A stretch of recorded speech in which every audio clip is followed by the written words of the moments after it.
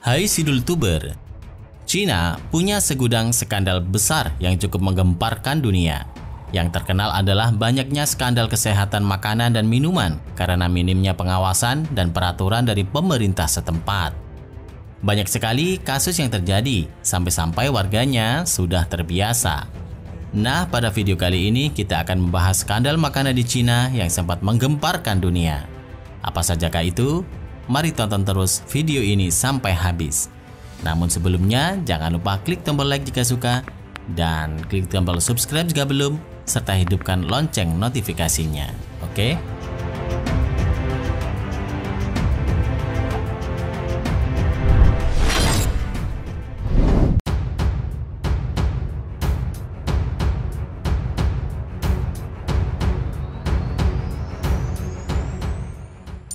Telur palsu. Rumor telur palsu yang diproduksi di Cina kemudian dipasarkan dengan harga lebih murah dari telur asli sudah telah lama beredar. Cangkang telur palsu ini terbuat dari bahan kimia seperti kalsium karbonat, sedangkan kuning telur dan putihnya terbuat dari natrium alginat, gelatin, tawas, asam benzoat, kalsium klorida, air, dan komponen kimia lainnya. Telur ini menjadi sangat laris karena harganya sangat murah, serta pembuatannya pun mudah dan cepat. Tidak perlu membuka peternakan atau bahkan menunggu ayam bertelur.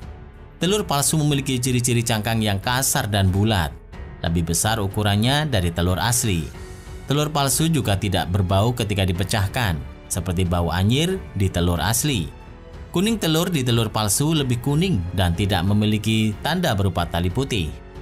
Tetapi skandal ini tidak menjadi besar, karena para ilmuwan di Silicon Valley kemudian mengembangkan ide ini menjadi telur buatan yang lebih sempurna, lebih enak, tahan lama, dan bergizi. Wah, cocok untuk para vegan dan vegetarian ya.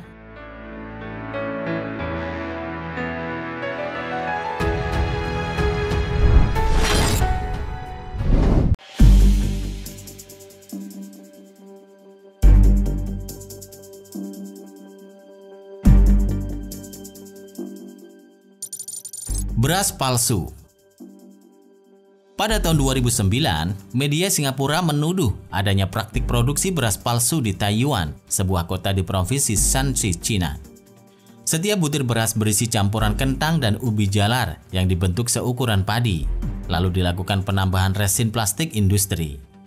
Ini mengakibatkan setiap butir sulit dimasak dan memiliki kandungan berbahaya jika dikonsumsi karena bisa memicu kanker. Beras palsu ini sulit dibedakan dengan beras asli ketika mentah. Namun setelah dimasak, seseorang bisa mengetahuinya karena rasa nasi dari beras ini begitu keras dan kenyal. Tapi banyak juga media yang menyebut bahwa beras palsu dari Cina itu hoax. Yang terpenting di sini, benar atau tidaknya beras plastik, kita tetap harus waspada. Ada baiknya kita melengkapi informasi mengenai desas-desus yang ada dan selektif memilih apa yang kita konsumsi. Terlebih beras adalah makanan wajib bagi kita semua. Jika kita tidak menjaga apa yang kita makan, bagaimana kesehatan bisa kita lindungi?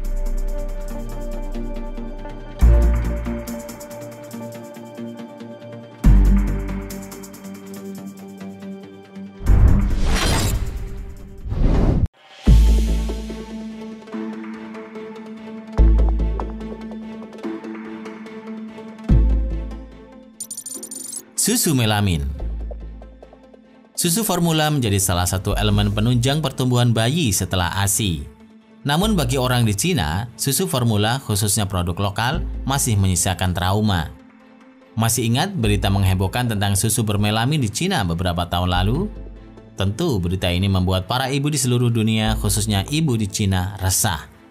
Awalnya terdapat 16 bayi di Provinsi Gansu yang didiagnosisi menderita kelainan pada ginjalnya. Setelah dilakukan penelitian, semua bayi tersebut ternyata mengonsumsi susu formula yang diproduksi oleh si Jiazuang, anak perusahaan Sanlu Group. Penelitian lebih lanjut ternyata sungguh mengejutkan. Diduga susu bayi formula yang diproduksi perusahaan tersebut telah tercemar oleh melamin atau senyawa plastik yang tahan api. Sebanyak 11 negara akhirnya menghentikan sementara impor susu formula dari Cina.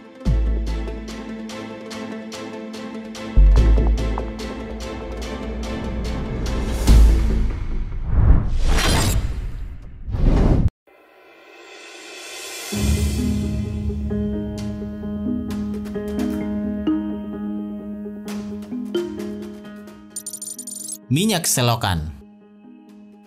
Bisnis gelap minyak bekas didaur ulang kembali menjadi minyak goreng marak terjadi di sejumlah negara di Asia. Salah satu kasus paling mengerikan adalah bisnis gelap daur ulang minyak bekas di Shenzhen, China yang sudah berlangsung puluhan tahun. Sebuah video yang menyebar di dunia maya memperlihatkan seorang wanita menceduk sampah cair yang mengandung minyak bekas dari restoran dan hotel di sebuah selokan di bawah trotoar jalanan kota. Sampah cair ini kemudian diolah lagi untuk memisahkan minyak dengan padatan lainnya. Minyak dari selokan yang sudah didaur ulang ini ia jual dengan harga yang di bawah pasar untuk penjual makanan yang kemudian akan menggunakannya untuk memasak makanan. Minyak selokan daur ulang ini jika kemudian digunakan memasak makanan dipastikan berbahaya bagi kesehatan karena bersifat karsinogenik yang dapat menyebabkan penyakit kanker, mengandung logam berbahaya lain yang tak aman untuk kesehatan. Menjijikkan sekali ya.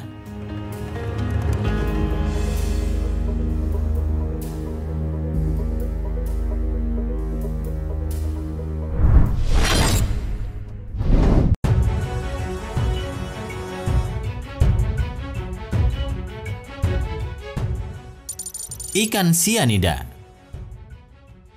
Dengan sangat aneh, pada tahun 2016, 35 ton ikan mati mendadak di sebuah danau di Cina bagian selatan, persisnya di Pulau Hainan. Para ahli berspekulasi, kematian ikan-ikan itu disebabkan oleh fluktuasi kadar garam pada air di danau tersebut. Ahli-ahli percaya dengan keterangan para peneliti, warga sekitar tampak lebih skeptis. Asumsi mereka serupa, yaitu kematian massal ikan itu disebabkan oleh polusi. Kejadian kematian ikan secara massal di Cina bukan perkara baru. Pada Agustus 2015 lalu, bertonton ikan juga mati terapung di tepi pelabuhan Tianjin akibat keracunan sianida air yang kadarnya 277 kali lipat dari yang bisa diterima. Sianida itu muncul setelah 2 ledakan besar yang melanda sebuah pabrik bahan kimia. Sayang sekali ya guys, semua permukaan air penuh dengan bangkai ikan.